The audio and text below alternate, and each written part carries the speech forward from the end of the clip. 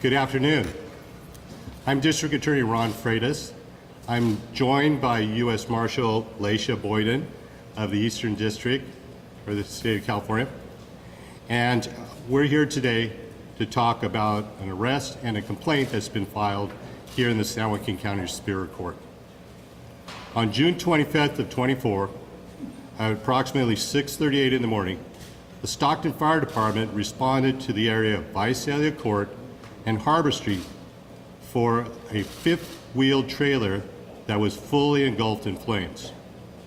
During the suppression of that fire, firefighters discovered the body of Lisbeth Gutierrez Salazar, 32 years old, Juan Gutierrez Salazar, 10 years old, and Julian Cardona Gutierrez, 7 years old.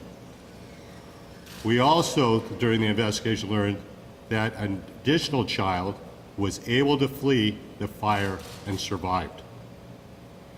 Homicide investigators with the Stockton Police Department and arson investigators with the Stockton Fire Department soon determined that the victims were killed in the fire that was caused by the use of accelerants by Jose Carmen Cardona. It should be noted that Cardona was in a dating relationship with Lisbeth, and the children, however, were not his biological children. On June 28, 2024, the San Joaquin County District Attorney's Office filed a 5-count complaint and arrest warrant with the San Joaquin County Superior Court. This initiated a nationwide manhunt with the assistance of the U.S. Marshals Fugitive Apprehension Task Force. Yesterday, I'm pleased to say, the manhunt was successful with the apprehension of the defendant in Modesto. The defendant is being charged in the 5 counts with the 3 murders and 1 attempted murder and 1 child endangerment. The Office of the District Attorney has filed 3 special circumstances: multiple murder, arson, and torture. These allegations make the defendant eligible for the death penalty. On behalf of all law enforcement and fire suppression agencies involved, our deepest sympathies go to the victims and family members of this horrendous crime.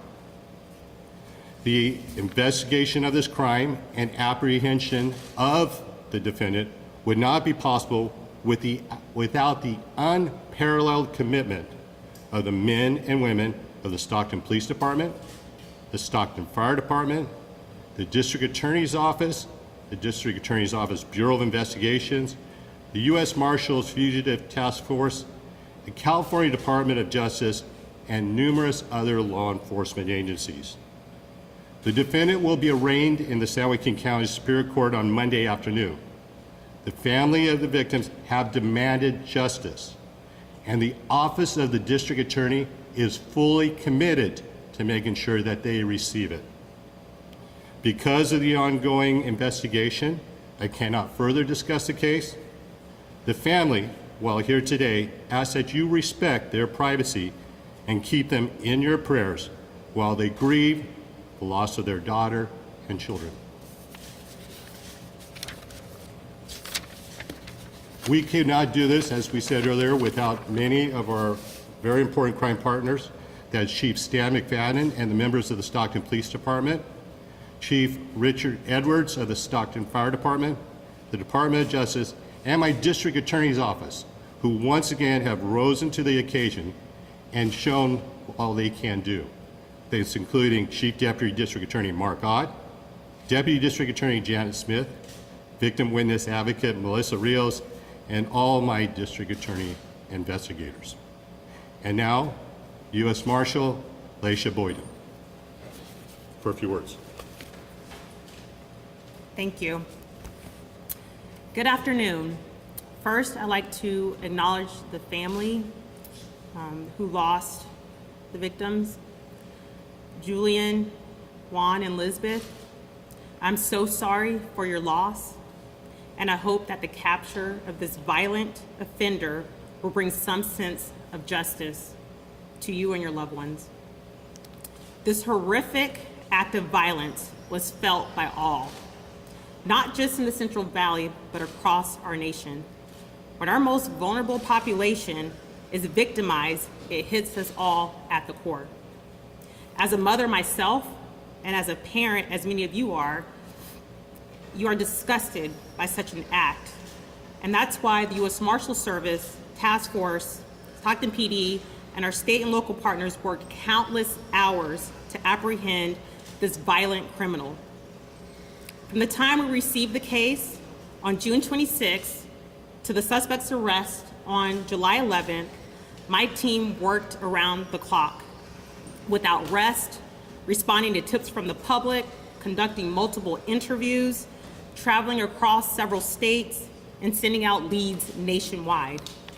Thankfully, the great work between law enforcement, the community, and the media, a citizen called in a tip that led to the location of the suspect.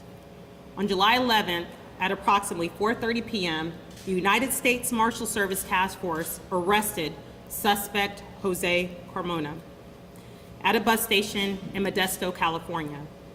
He was taken into custody safely and without incident.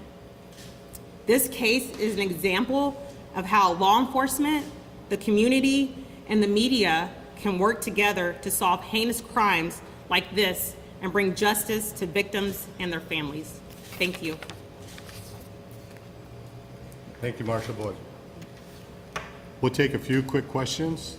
Was there an age for the child that escaped? I believe, The age of the child that escaped? thank you. This is Chief Deputy District Attorney Mark Ott, who's been working with this case from the get-go and making sure that we get it going. Yes. District Attorney, can you tell us that the first initial press release that came out that June 25th afternoon, it had Cardona, not Cardona. Can you speak to maybe the trouble that there was in that potential typo or the spelling? Do you know if there was any? We've understand through our investigation that the defendant has used several different aliases. This has made it quite a challenge that there were many different spellings of the name and caused the confusion that you're about that. But as we can see, the U.S. Marshals and all of law enforcement worked through that challenge and were able to bring him into custody and hold him accountable for his crimes. And you said accelerant. Can you specify exactly what was used? To make sure that there's a fair trial in these proceedings, I'm not going to go into specifics as to the events. We would like, those will be developed through further proceedings, and we'll be speaking to them more at a later time. But thank you. And this may be a question for the U.S. Marshal, but how far did agents go? I mean, you said you crossed several states. Did you guys go into Mexico potentially? How far did agents have to go for this? They traveled all over. I mean, I can't get into the actual details right now, but there were multiple states that we've had to travel to locate them. And when it comes to the recent reward that just came out, right, for the $10,000 from the Crime Stoppers, do you think that maybe benefited in this case? You know, what I believe was that the U.S. Marshals and all of law enforcement worked 24/7, 7 days a week until he was brought into custody. And I think that type of diligence, that type of hard work is really what made the difference in this case.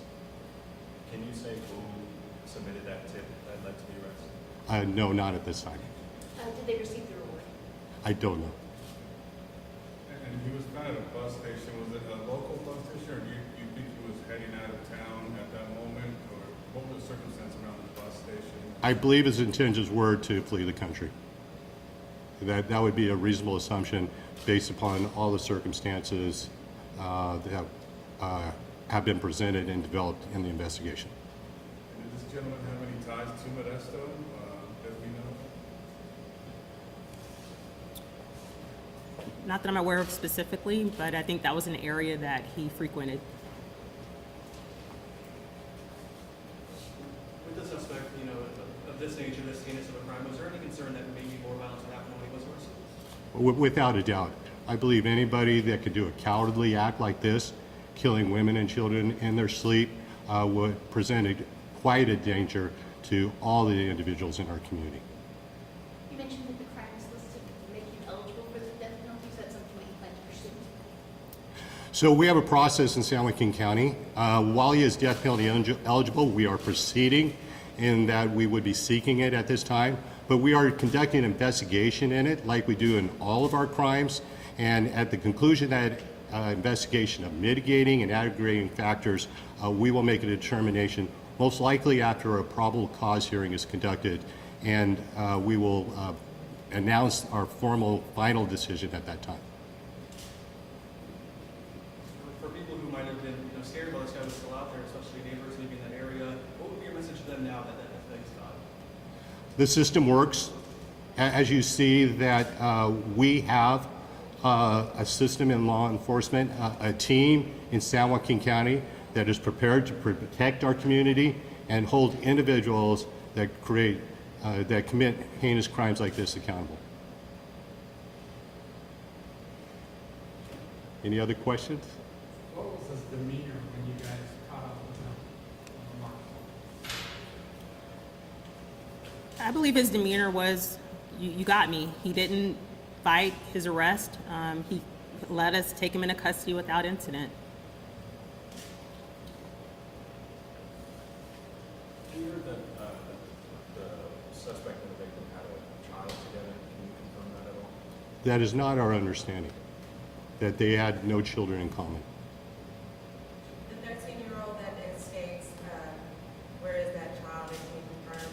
No, are they doing okay? Out of respect for the family's privacy, we're not going to be discussing that at that time, but should it become necessary, we'll definitely provide more information.